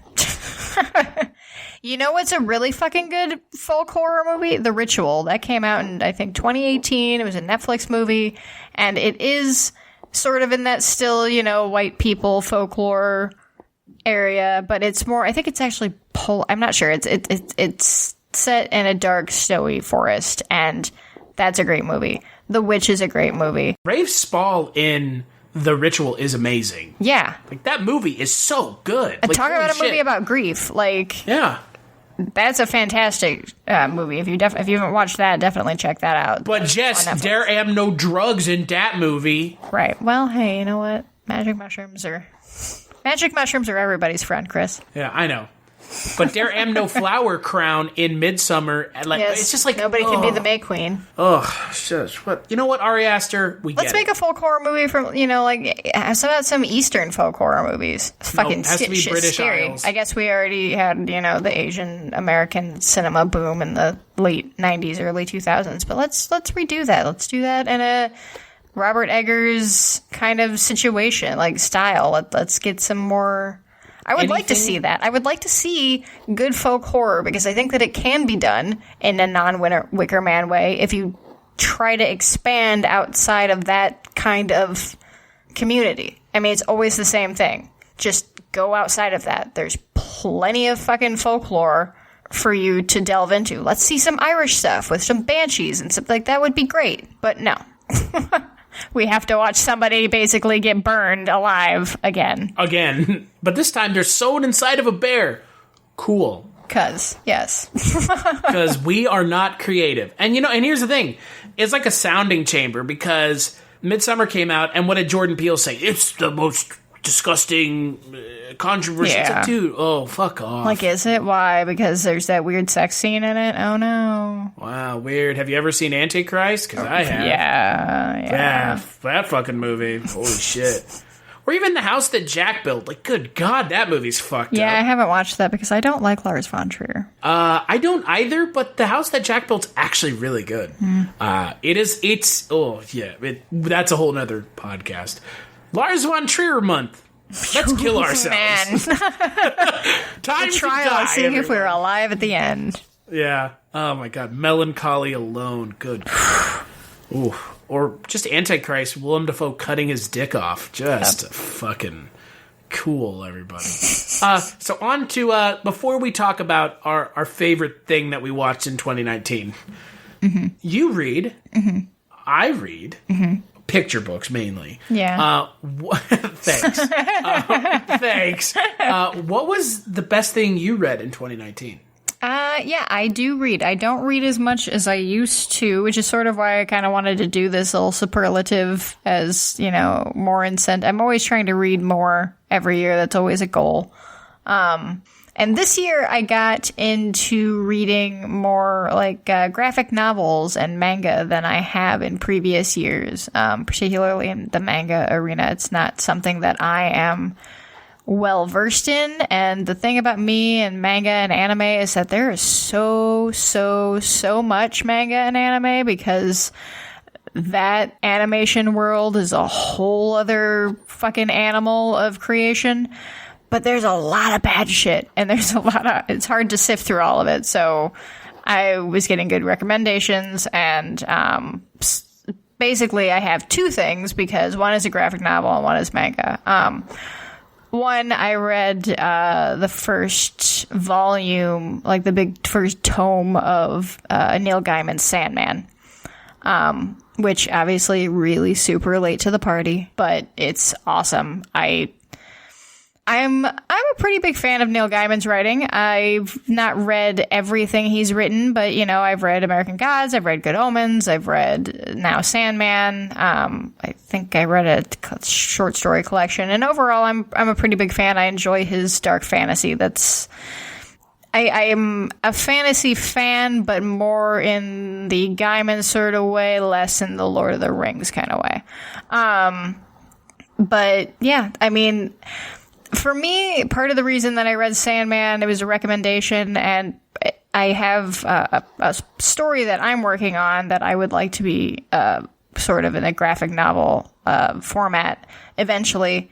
It's been in my head for years, and reading this sort of different take on like page layout, because generally, I guess if you are a novice to comic books, you just kind of think traditional panel type page layouts where it's just block by block by block. Maybe you get a little different shape here and there, but it's mostly just pretty linear standard setup. But Sandman and Neil Gaiman's artist, their page layouts are just incredible. They're just whole paintings on their own. Like, I would take any one of them and blow it up and put it on my wall, because they're just gorgeous. And it was a good inspiration and sort of research too for how I kind of envision my story being laid out, and I want it to be laid out in a different structure than a traditional graphic novel. But then the other one that I really enjoyed was something that I actually just recently started reading, probably just like a month before 2019 ended, and that is something that's called Mob 100.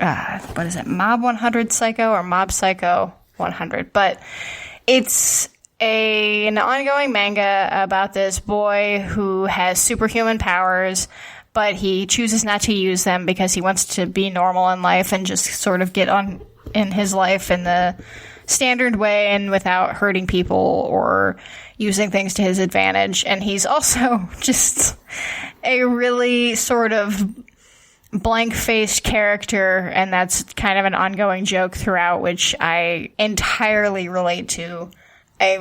People constantly think that I'm upset or mad at them or something, but it's just how my face is, and I can't do anything about it. It just, if you get to know me, you figure it out. But it was also created by this guy who his name is One. That's what he goes by anyway. And he has another story called One Punch Man, which actually has a Netflix. It's on Netflix, and it's pretty good. His humor lands, and in both this and in Mob, his humor is just fantastic.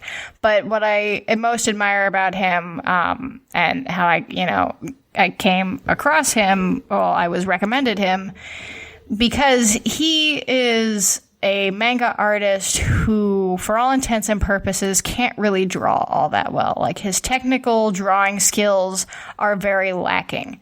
But he started out Mob and One Punch Man as basically webcomics, and he just kept going and going and going no matter what anybody was telling him that, like, oh, you can't do this because you're not, this type of artist. And now his stuff is now, made into TV shows and that have been rendered by artists who are very good. And so they look fantastic now. And it's just kind of inspiring. There's a lot of good, stuff that hits me like right in the heart in Mob. And I'm glad that I'm giving, manga a chance, because I never really did before now. And dude, there's just so much to read and watch. And I mean, and we've been talking for probably an hour and a half on this stuff alone. And this is a very small portion of what we watched in 2019, especially collectively. And so, yeah, I don't know. I just didn't want to limit myself anymore, really, on what I was reading. I wanted to read anything. So, yeah, it was a good exploration year. How fucking weeb of you. I know, right? Fucking weeb. Just get out my DDR, man, and go home. I gotta get my box fan out when I go on down to the local arcade so I can dance it up and not get warm. Oh, you guys want to win some stuffed animals out of the machines later? Look, I'm not to make fun of anybody, but I mean, you do know when you bring a box fan to the arcade what you're going to do with it. Oh yeah. You're not sitting next to you while you play pinball. Because let's be honest, if you play pinball, you're probably me, and you're, not dancing. Looking like an idiot. Because people who play Dance Dance Revolution don't look dumb when they play it, because they play it well, and I don't. So I actually read a lot. I try to get through a book a week. And last year I did a pretty good job of that. This year, starting out well enough, at least. I'm about halfway through the first book that I started. But last year, I finally got around to reading Annihilation, the book that the film is based off of.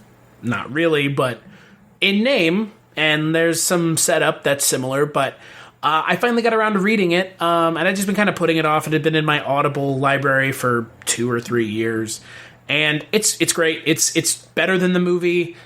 It's different than the movie. I guess it's not really better because it's not the same thing. Like, the setup is kind of the same, but it's completely a different story. Well, that's nice. I mean, that's for me, that's what I hope in an adaptation. Is that there's, whatever similar themes and the characters and stuff crosses over. But if you're going to do an adaptation, make it more your own than doing the same fucking shit that you've already read. It is so different. It's shocking that they even use, they don't even need to use the title. That's how different it is. The title is it's not even close. The basic premise of women go into a Sector X, that's it. It's shocking how different it is. And I'm okay with that. But yeah, you're completely right. And as for stupid schlocky shit that I read, Carnivore, which is a book from the, I believe, late 80s, early 90s, about a T-Rex egg that is found in the Antarctic. And then it hatches and it starts killing people. It's real fucking that dumb. Sounds fun. It is. I read it in an evening. It is 250 pages, and it is stupid and funny and dumb and not to be taken seriously at all. And you could probably find it at your local bookstore on Amazon for $1 or $2. And it is, God, it's just so stupid. It's one of those books where the cover, like Grady Hendrix talks about, so much better. Max from Hell. Yeah, well, no, actually, the cover does a good job of setting up how fucking ridiculous the book is. And the cover's good. The book inside is Jurassic Park, written by. It's everything I wanted in Jurassic Park, without all the sciencey stuff. It's just a big ass dinosaur eating people, and sometimes you don't want the serious. You just want like the really dumb, and it checks all the boxes. So that's a fun thing. And yeah, those kinds of books are totally in my wheelhouse, and I love just kind of sitting down and reading a book like in one evening and being like, yeah, that was fun and dumb, and I'll tell people about it, and if they want to read it, cool, and if not, it's, I enjoyed it, and I was probably the only person in 2019 who read it, so there's that. But let's talk about, since we're coming to the end of this, what was the favorite film you watched in 2019? Because we wanted to make that distinction. You wanted to make it, and I agreed with you 100%. What was your favorite film you watched in 2019? My favorite film was Miles Davis, The Birth of Cool, which I saw at the Cleveland Film Festival, and I don't know if it has distribution yet or not, so who knows when it's actually coming out. I saw this documentary at the Cleveland Film Festival this past year, and I saw it with a friend of mine, and we were sitting in a theater, and it was totally sold out. Like, we were there, and it was packed, no more entry. And for about 2 hours, I don't know. It took you on a journey, in my opinion. And Salim and cliche as that sounds, it really did. Miles Davis is a fascinating person. And no, he's not a great person by any means. Yes, he had a violent, past with women that he was with. And yes, he did, huge amounts of drugs and basically ruined his career a couple times. But came back out of it, and that's the documentary that I found out about Elevator from the Gallows. Well, I'd heard about the movie, but that's the documentary that, tuned me into his score for it and the process of him making that score. And yeah, it was a really beautiful documentary, I thought, and I did get, a little misty-eyed during it. I really enjoy reading and watching things about people who have passions like that and who follow their dreams and their callings, and even through the really shitty aspects of it, that energy and motivation to keep going through whatever you're trying, keep going to keep creating and keep up that momentum, even through drug addiction or, heavy loss or just anything, just a creative block, something. It's just really relatable. It's nice to see like people like Miles Davis. Yeah, he's Miles Davis. Everybody fucking knows who that is. He's one of the biggest names in jazz. He revolutionized jazz. Like, he changed how jazz was thought many times, totally changed the genre multiple times. And even he felt, self-conscious about what he was doing and felt like he was no good at it at times. And that just boggles my mind because it's Miles Davis and everything. Every fucking note he played is like butter. Like, it's just gorgeous. But to know that somebody like that still has those doubts is just, it's nice and it's a connecting tissue, I think, that a lot of people can understand and relate to. And it really touched me. So, yeah, I don't know if that person had a bad time with the movie, but maybe they just need to revisit and listen to a few records after that and digest it more. As for me, my favorite film that I watched in 2019 is not the one I had originally written down. It is a film that I was very much late to the party with. And it is a film that the more I thought about it this afternoon and in the last couple days since we decided we were doing this, I was thinking to myself, I was like, what is the one film that I think about that I watched in 2019 that really resonated with me, that really left an impression on me, that really kind of maybe pushed me to think about things a certain way or think about things in a different way or readdress myself or my relationships with people. And the film that I watched in 2019 is Birth of a Nation. I am just kidding. I am kidding, but that was a pretty good lead up to a really bad joke. That was a really, really bad joke. It would have been like saying the best book I read in 2019 was fucking Mein Kampf. Which, let's be honest, it totally wasn't that. No, my favorite film that I watched in 2019 was actually, and again, you know what, you might not like it, and I know a lot of people out there are divisive on this director, is Her by Spike Jonze. I've never seen it. I don't like Joaquin Phoenix. Like, I find Joaquin Phoenix to be exhausting as an actor. He is in the mold of Daniel Day-Lewis. I am an actor. A method actor? Yeah, cool, dude. Whatever, man. That's you, dude. Like, you do you, but, like, you know, I can't stand to watch his interviews. Yeah, he's such a fucking weirdo. And it's like, but it feels like he's a weirdo because he wants to be. Not because it feels like a little forced. Yeah, he's not Jeff Goldblum. I genuinely believe Jeff Goldblum is like a complete and utter wackazoid. Right. And like, you know what? If that's an act, like Joaquin Phoenix just goes home as just a normal guy every night. Yes. He turns over in bed to Rooney Mara. Oh yeah, that's true. Yeah, and he's like, "Hey, you think I was weird enough?" And she looks at him as she's stuffing her face full of a pie from A Ghost Story, and goes, "No, I don't think so." Which, by the way, A Ghost Story, oh my god. Oh, I didn't see that either. I love that movie. Oh my god. You want to talk about a movie that will make you, like, feel things that cinema doesn't do very often, for me at least. It's actually kind of in the same vein as Her, because I technically watched both of them this year. So, you know, I'm not... And you and I have talked about this.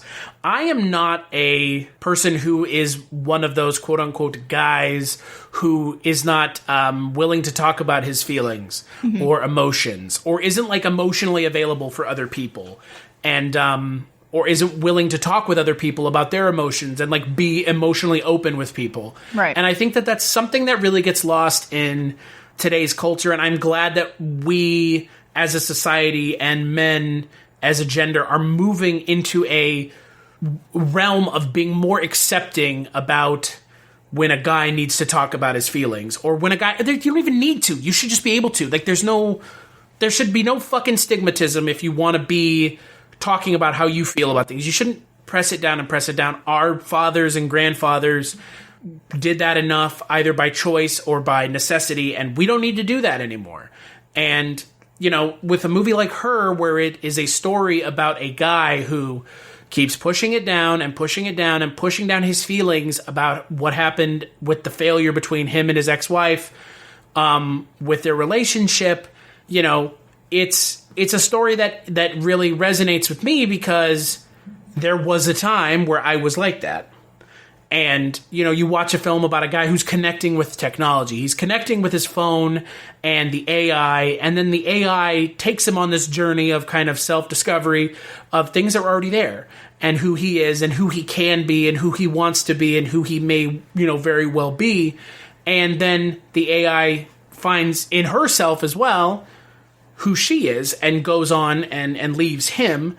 And, you know, it's a touching story. And it's just one of those movies where, like, I went into it not expecting much, because Spike Jonze, to me, kind of in the same vein as Wes Anderson, you know, there's some things that I've seen that I've liked. Just make pretty movies that are kind of empty feeling. Yeah, but, you know, I walked away from Her going, this may be one of the most accurate depictions of a relationship I've ever seen.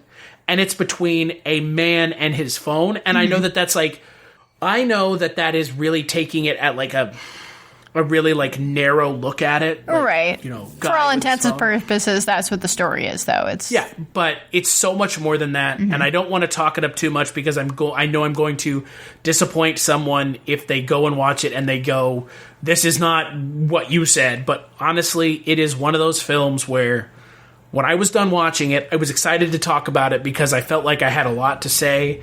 We did a podcast on it. We didn't really talk about it a whole lot, because we ended up getting off topic over and over and over again.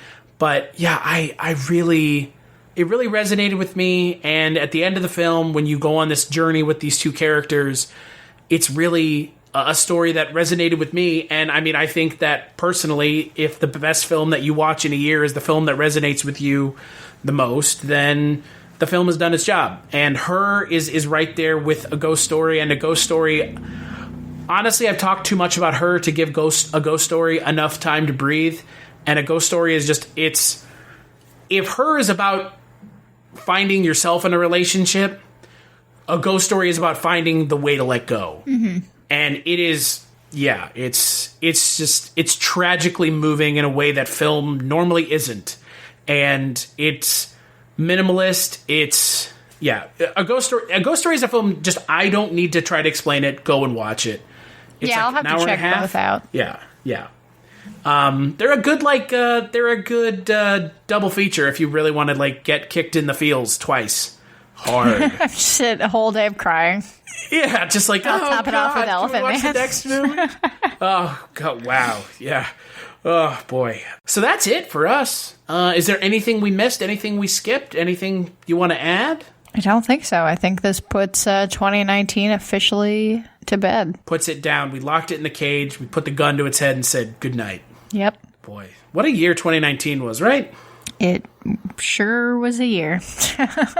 I wanted to put favorite film that I watched, The Tingler, because we watched it, the four of us together. We did. And we did. It was a good fantastic. The Tingler's, and it was better because the company it was in, for sure. Uh-huh. And like, that was, because my wife and I went and visited Jess and her husband, and that was a fun time. And that was, The Tingler. And, that was a big thing this year. And I swear to God, with the fucking hamburgers, just now it's like a daily text. You're just like ... hamburgers. It's like no, I'm at Swenson's. What's up? Oh, no, but let's take a brief break and we'll play a preview for the next Culture Cast.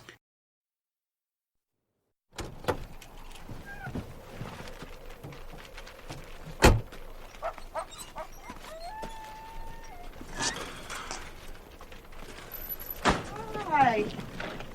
Help you, mister? Have you got a telephone? Out and back. This way? Something for your car?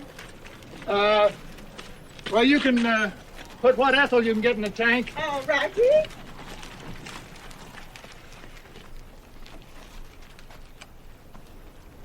Would you mind checking those radiator hoses? I'll do that. Take a look at my snakes if you have time.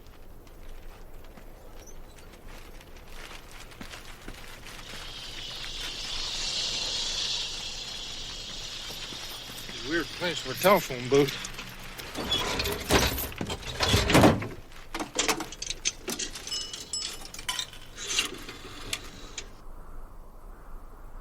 Operator, I'd like to report a truck driver that's been endangering my life.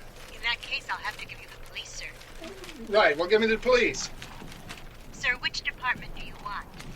Whichever's closer. What number are you calling from? This number is 9821.